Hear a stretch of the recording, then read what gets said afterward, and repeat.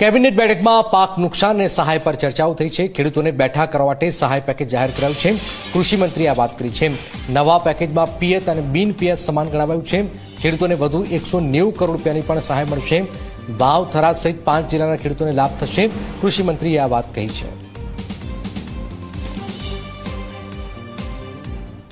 સાથે સાથે સાબરકાંઠા, બનાસકાંઠા અને ઉત્તર ગુજરાતમાં 5 જિલ્લામાં આપ સૌ જાણો છો એ પ્રકારે પાકના નુકસાનનું 947 કરોડનું એ પેકેજ મુખ્યમંત્રીના